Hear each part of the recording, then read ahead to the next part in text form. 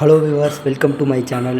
இந்த வீடியோவில் நம்ம எக்ஸல் மொபைலில் யூஸ் பண்ணி எப்படி ஒரு ஸ்டூடெண்ட் ஷீட்டை ரெடி பண்ணலாம் ஒரு ப்ராஜெக்ட் லெவல்லன்னு நம்ம இப்போ பார்க்க போகிறோம். ஃபஸ்ட்டு நீங்கள் உங்கள் மொபைலில் எக்ஸல் ஆப்பை யூஸ் பண்ணி ஓப்பன் பண்ணிக்கிங்க. அது மைக்ரோசாஃப்ட் எக்ஸல் தான்.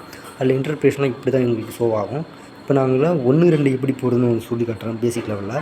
இப்போ உங்களுக்கு 1 2 3 4 5 6 21 நம்பர் வேணும்னா ஃபஸ்ட்டு 2 செல்லை கொடுத்து அதில் கீழே இருக்கிற மெனு பாரை பிடிச்சி இழுக்கணும். சப்போஸ் உங்களுக்கு இந்த மாதிரி ப்ளஸ் பண்ணியும் நீங்கள் 1 2 3 பயன்படுத்திக்கலாம். அதுக்கு ஒரு ஃபார்முலா வந்துருச்சு. இப்போ ஃபஸ்ட்டு நம்ம டாப்பிக்லேருந்து ஆரம்பிக்கலாமா? கீழே இருக்கிற மெனு பாரில் ஃபஸ்ட் ஆப்ஷனை தொட்டு பாருங்கள். அது ஷீட்னு காட்டும். அதில் ப்ளஸ் பண்ணிங்கன்னா 2வது ஷீட் ஓப்பன் ஆகிரும். அந்த ஷீட்டில் நீங்கள் உங்களுக்கு ஸ்டூடெண்ட்டுக்கான மார்க்ஸ் லிஸ்ட்டை தான் இப்போ க்ரியேட் பண்ண போகிறோம். அதுக்கு தேவையான ஹெட்டிங்லேருந்து சப் ஹெட்டிங் வரைக்கும் எல்லாமே நீங்கள் ஊழிச்சு வச்சுருக்கணும். இல்லை பேசிக்காக ஸ்டூடெண்ட்டுக்கான மார்க் லிஸ்ட்டை எப்படி ரெடி பண்ணுவாங்கன்னா அவங்களுக்கு தேவையான நேம் இருக்கணும், ரோல் நம்பர்னு ஒன்று இருக்கணும். அதில் எந்தெந்த மார்க் எந்தெந்த சப்ஜெக்டை பொறுத்து இருக்குதுன்னு அதை நீங்கள் டிவைட் பண்ணலாம். இப்போ நாங்கள் பாருங்கள், மார்க் 1லேருந்து மார்க் 5 வரைக்கும் இழுத்து விட்ருக்கேன். அது எப்படி இழுத்துன்னு பார்த்தீங்கன்னா, பேசிக்காக அது கிளிக் பண்ணிங்கன்னா 4 ஆப்ஷன் மேலே காட்டும். அதில் ஃபில்லுன்னு ஒரு ஆப்ஷன் இருக்கும். அதை பிடிச்சிங்கன்னா உங்களுக்கு இந்த மாதிரி விரிவாக்கிக்கலாம். மேலும் அதில் இருக்கிற டோட்டல் ஆவரேஜ் மற்றும் ரிசல்ட் என்ன வரும், இல்லை அவங்க கிரேட் என்னென்னு உங்களுக்கு ஈஸியாக கண்டுபிடிச்சிடலாம். இப்படி நீங்கள் ஹெட்டிங்கும் சப் ஹெட்டிங்கும் போட்ட பிறகு இது ஒரு சென்டராக கரெக்டாக மெர்ஜ் பண்ணுறதுக்குன்னு ஒரு ஆப்ஷன் இருக்கும். அதுக்கு நீங்கள் ஹெட்டிங்கை ஃபஸ்ட்டு செலக்ட் பண்ணுங்கள். செலக்ட் பண்ணி எவ்வளோ தூரம் உங்களுக்கு சென்டர் பண்ணணுமோ அவ்வளோ கிளிக் பண்ணி கீழே ஆப்ஷன் வரும் பாருங்கள், மெர்ஜ் அண்ட் சென்டர்னு. அது கொடுத்தீங்கன்னா சென்டர் ஆயிரும். ப்ளஸ் நீங்கள் அதை தனியாக டிஃபைன் பண்ணுறதுக்கு கலர் கொடுத்துக்கலாம்.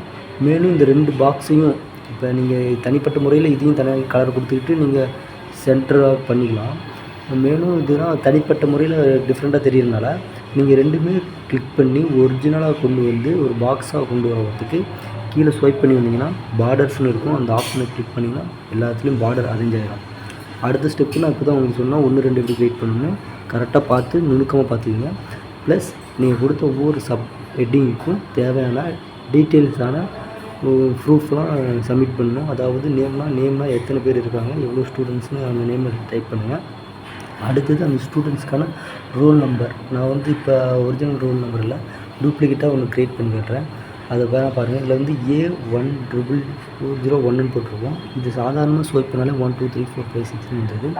ஏன்னா நம்மளுக்கு முன்னாடி ஆல்பபெட் யூஸ் பண்ணுறதுனால அது சாதாரண எழுத்தாலே வருது. ஆல்பபெட் யூஸ் பண்ணாமல் நம்பர்ஸ் மட்டும் யூஸ் பண்ணிங்கன்னா 2 செல்லையும் வச்சு அதை பிடிச்சி இழுத்தா தான் கரெக்டாக வரும்.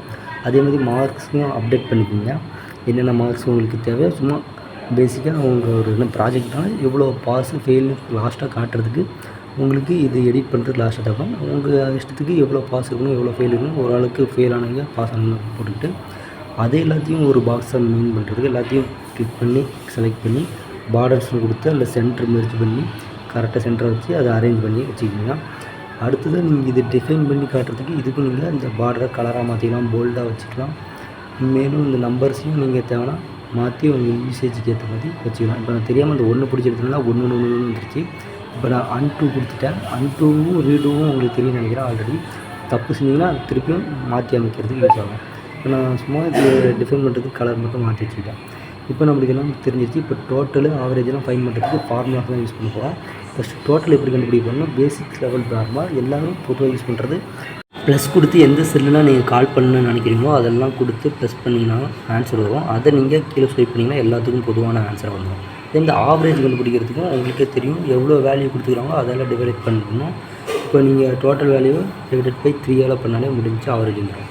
அதேமாதிரி ரிசல்ட் என்னது வரணும், பாஸாக ஃபெயிலுன்னு வரணுமா? அதுக்கு சாதாரணமாக பாஸ் ஃபெயிலுன்னு நீங்கள் டைப் அடிக்கலாம்.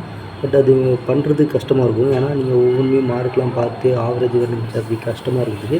ஈஸியான மெத்தட் நான் இப்போ இன்னொரு ஃபார்முலா சொல்லித்தரேன். இப்போ சம்முன்னு கொடுத்தீங்கன்னா எல்லாமே ப்ளஸ் பண்ணணும். எதெல்லாம் ப்ளஸ் பண்ணணுமோ அதெல்லாம் நீங்கள் கொடுத்தீங்கனாலே ப்ளஸ் ஆகிடும். அதே மாதிரி ஆவரேஜ் கண்டுபிடிக்கிறதுக்கும் ஆவரேஜ்னு ஒரு மெத்தட் இருக்குது. அதை கால் பண்ணி அந்த மெத்தடில் நீங்கள் எந்த ஆர்குமெண்ட் கொடுக்குறீங்க, எந்த செல்லு கொடுக்குறீங்க, அந்த மார்க் 1 மார்க் 2 மார்க் 3ன்னு இருக்குல்ல, அதோடய வேல்யூ எல்லாத்தையும் கிளிக் பண்ணி ஆவரேஜில் கொடுத்தீங்கன்னா அதுக்கான ஆவரேஜெலாம் வந்துடும். ஆனால் இப்போ கிளிக் பண்ணி கொடுத்துட்டு ஆவரேஜ் வந்துச்சா இது எல்லாத்தையும் கீழே வரைக்கும் இழுத்து போடுங்க, எல்லாமே ஆவரேஜ் வந்துடும். ஆனால் பட் நம்மளுக்கு டெசிமலுக்கு அடுத்தது நிறையா வேல்யூ வரதுனால ரவுண்டுன்னு இன்னொரு மெத்தட் இருக்குது. அதை இதோட சேர்த்துக்க போகிறோம். ரவுண்டுன்னு போட்டு அந்த ப்ராக்கெட்டுக்குள்ளே ஆவரேஜ்னு போட்டோம்னா எவ்வளோ வேல்யூ நம்மளுக்கு வேணுமோ அவ்வளோ வேல்யூ. 2னா 2 மட்டும் டிஜிட் தள்ளி வரும், இல்லைன்னா 3னா 3 டிஜிட் தள்ளி வரும். அது மாதிரி நீங்கள் டிஃபைன் பண்ணி வச்சுக்கலாம். அடுத்து நம்ம பார்க்க போகிறது பாஸ் ஆஃப் ஃபெயிலான்னு பார்ப்போம். அதுக்கு நம்ம இஃப் கண்டிஷன் மெயினாக யூஸ் பண்ண போகிறோம். இஃப் கண்டிஷன் தான் முக்கியமானது. இங்கே அதிகமாக இஃப் கண்டிஷன் வீல் லாக்கப்னு ஒன்று யூஸ் பண்ணுவோம். வீல் லாக்கப்னு நம்ம இப்போ இஃப் கண்டிஷனை போட்டு எப்படி ஃபால்ஸாக ஃபெயிலான்னு பார்க்கணும்னா, நம்ம ஆண்டுன்னு ஒரு கேட்டு தெரியும்ல, நம்ம ஃபிசிக்ஸில் படிச்சிருப்போம். ஆண்டுனா எல்லாமே ட்ரூவாக இருந்தால் தான் ட்ரூ, மற்றபடி ஒன்று ஃபால்ஸாக இருந்தாலும் ஃபால்ஸ் ஆகிருமா. இப்போ நம்ம ஒரு கண்டிஷன் வைக்க போகிறோம். என்ன கண்டிஷன்னா, நான் இந்த கொடுக்குற அந்த ஷெல்லோட வேல்யூ வந்து 35க்கும் மேலே இருக்குதான்னு செக் பண்ண சொல்கிறோம். அதே மாதிரி இன்னொரு செல்லுக்கும் நம்ம அதே வேல்யூ கரெக்டாக இருக்குதுன்னு செக் பண்ணுறோம். அப்படி நம்ம எந்த மார்க்கெல்லாம் செக் பண்ணுறோமோ அதெல்லாம் அது செக் பண்ணி பார்க்கும். இந்த செல்லுக்கு நம்ம கொடுக்குறோமோ அந்த செல்லுக்கான வேல்யூலாம் செக் பண்ணி பார்ப்போம். அப்படி செக் பண்ணி பார்க்குற வேல்யூ வந்து ட்ரூவாக இருந்த பட்சத்தில் நம்மளுக்கு என்ன வேல்யூ வரணுமோ அதை நம்ம டைப் அடிக்க போகிறோம். அதை நம்ம ஸ்ட்ரிங்கில் கொடுக்க போகிறோம். ஸ்ட்ரிங்னால் நம்மளுக்கு கொட்டேஷன் மார்க்கு 2 சைடும் கொடுக்கணும். அதனால் கொட்டேஷன் மார்க் கொடுத்து ஸ்ட்ரிங்கில் பாஸ்ன்னு டைப் அடிக்க போகிறோம். அப்போ சப்போஸ் அது ஃபெயிலாக இருக்கும் பட்சத்தில், அதாவது அந்த கண்டிஷன் வந்து தப்பாக இருக்கும் பட்சத்தில் ஃபெயில்னு டைப் அடிக்க சொல்ல போகிறோம். இப்போ நம்ம போட்டோம் ஃபெயில்னு வந்துருச்சு. ஏன்னா வந்து மார்க் 2ல் 22 தான் எடுத்துருக்காங்க. அதே மாதிரி கீழே வரைக்கும் ஸ்வைப் பண்ணாலே போதுமானது, பாஸ் ஆஃப் ஃபெயிலாக கண்டுபிடிச்சிடலாம். அதே மாதிரி இன்னொரு மெத்தட் என்னன்னா, யார் மேக்ஸிமம் மார்க் எடுத்துருக்காங்க, யார் மினிமம் மார்க் எடுத்துருக்காங்கன்னு இன்னொரு டைப் ஆஃப் மெத்தட்ஸ்லாம் இருக்குது. மேக்ஸிமம் மெத்தட் கொடுத்து எதோட வேல்யூலாம் நம்ம இன்புட்டாக கொடுக்குறோமோ அது எல்லாத்தையும் கட் அண்ட் ரைட்டாக இழுக்கணும். அதே மாதிரி மினிமம்னா எதோட வேல்யூலாம் மினிமம் கண்டுபிடிக்கிறதுக்கு அதே மினிமம் மெத்தடை கால் பண்ணி அதோட வேல்யூலாம் இன்க்ளூட் பண்ணுறோம். அதை நான் ஸ்வைப் பண்ணுறதுக்கு ஃபில்டுன்னு அந்த ஆப்ஷனை கொடுத்து இந்த சைடு எல்லாத்தையும் சேம் காமெண்ட் பண்ணிவிட்டு பாக்ஸ் போட்டு இதை மட்டும் டிஃபைன் பண்ணுறதுக்கு கலர் யூஸ் பண்ணிக்கிறேன். இப்போ நம்ம மேக்ஸிமம் மினிமம் வேல்யூ கண்டுபிடிச்சிட்டோம். இப்போ கிரேடு கண்டுபிடிக்க போகிறோம். இந்த கிரேடு கண்டுபிடிக்கிறதுக்கு ஒன்றும் இல்லை. ஃபஸ்ட்டு நீங்கள் எத்தனை பேர் இருக்காங்க கவுண்டிங் கண்டுபிடிச்சிக்கலாம். எவ்வளோ பேர் பாஸ் ஆகிருக்காங்க, எவ்வளோ பேர் ஃபெயில் ஆகிருக்காங்க, அந்த நம்பரையும் கண்டுபிடிச்சிருக்கலாம். இப்போ எவ்வளோ நம்பர் ஸ்டூடெண்ட்ஸ் இருக்காங்கன்னு ஃபைன் பண்ண போகிறோம். மேலும் எவ்வளோ பேர் பாஸ் ஆகிருக்காங்க, எவ்வளோ பேர் ஃபெயில் ஆகிருக்காங்கன்னு கவுண்டிங்கும் பண்ண போகிறோம். அதுக்குன்னு ஒரு கவுண்டிங் மெத்தடு கூட யூஸ் பண்ண போகிறோம். ஃபஸ்ட்டு நம்பர் ஆஃப் ஸ்டூடெண்ட்ஸை கவுண்ட் பண்ணுறதுக்கு வெறும் கவுண்ட்டுன்னு ஒரு நம்பர் மட்டும் கவுண்ட்டுன்னு அடித்து நம்ம எவ்வளோ ஆர்குமெண்ட்டு பாஸ் பண்ண போகிறோம்னு ஃபஸ்ட்டு கரெக்டாக பார்த்துக்கணும். ஆர்குமெண்ட்னால் நம்ம SN.1 இருக்குதுல்ல, அதில் ஃபுல்லாக கொடுத்தா வராது. எது வரைக்கும் கொடுக்கணும் அது எல்லோரும் வச்சிங்கன்னா போதுமானது.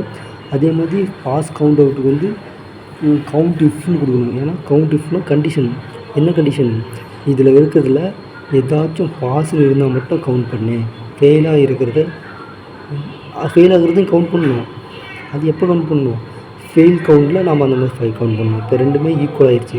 நான் வந்து நடுவில் தப்பு பண்ணியிருப்பேன், அதை மாற்றி அமைச்சிக்கிறேன்.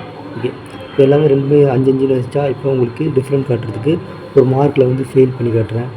அந்த எல்லாம் பாஸ் பண்ணி காட்டுறேன். பாஸ் பண்ணி பாருங்கள், பாஸில் 6 ஆயிடுச்சு. ஓகே ஃப்ரெண்ட்ஸ், இப்போ கிரேடு உங்களுக்கே தெரியும். இவ்வளோ பர்சன்டேஜுக்குள்ளே ஆவரேஜ் இருந்தால் ஈஸியாக கிரேடு போட்டுடலாமே. அதுவும் இஃப் கண்டிஷன் தான். நீங்கள் பெருசாக போகும். ஏன்னா ஃபஸ்ட்டு வந்து ஏ கிரேடு கண்டுபிடிக்கணும்னா ஆப்வியஸ்லி தெரியும் 90% இல்லை 85% மேலே இருக்கணும். அதே மாதிரி தான் நம்ம ஆண்ட் கண்டிஷனை யூஸ் பண்ணி எந்தெந்த ஆவரேஜ் தான் நம்ம மெயினாக பார்க்க போகிறது. அந்த ஆவரேஜோட வேல்யூ எவ்வளோ இருக்கணும், அந்த வேல்யூ அவ்வளோ இருந்துச்சுன்னா எது நாங்கள் டைப் அடிக்கணும் அந்த வேல்யூவும், எது நாங்கள் டைப் அடிக்கக்கூடாதோ அந்த வேல்யூவில் திருப்பி ஒரு இஃப் கண்டிஷன் பண்ணணும். ஏன்னா நம்ம ஏபிசி 3 வேல்யூ யூஸ் பண்ணுறதுனால இஃப் கண்டிஷன் வந்து உள்ளார ஒரு 3 வாட்டி வரலாம், இல்லை 2 வாட்டி வரலாம். மேக்ஸிமம் 2 வாட்டி தான் வரும். ஏன்னா 3 ஒன்று வரும், ஒன்று வராதில் இன்னொன்று போட்டோம்னா அதில் பி வரலாம், இல்லை சி வரலாம். இப்போ நான் பாருங்கள், ஃபஸ்ட்டு ஒரு இஃப் கண்டிஷனில் போட்டால் ஏ வரணும். சப்போஸ் ஏ வரலைன்னா இன்னொரு இஃப் கண்டிஷன், அதை செக் பண்ணுங்கள். அதை செக் பண்ணி பி போட்டுக்கோங்க. சப்போஸ் பி வரலைன்னா சி போட்டுக்கோங்க. அவ்வளோதான். 3 பாஸ் தான் பண்ண போகிறோம். அது கரெக்டாக பண்ணி நீங்கள் கிளிக் பண்ணிங்கன்னா உங்களுக்கு கரெக்டாக வந்துடும். கரெக்டாக நான் அந்த ஃபார்முலா கரெக்டாக பார்த்துக்கிங்கன்னா நான் ஒன்று லாஸ்ட்டில் டெலிட் பண்ணி கரெக்டாக போட்டு ஸ்வைப் பண்ணிட்டேன். ஆன்சரும் வந்துருச்சு. இப்போ நான் வேணால் அதில் மார்க் எதுவும் மாற்றி காட்டுறேன். நீங்கள் பார்த்தீங்கன்னா உங்களுக்கே தெரியும் ஏசிபின்னு மாறும். ஓகே ஃப்ரெண்ட்ஸ், நெக்ஸ்ட்டு ப்ராஜெக்டில் பார்ப்போம்.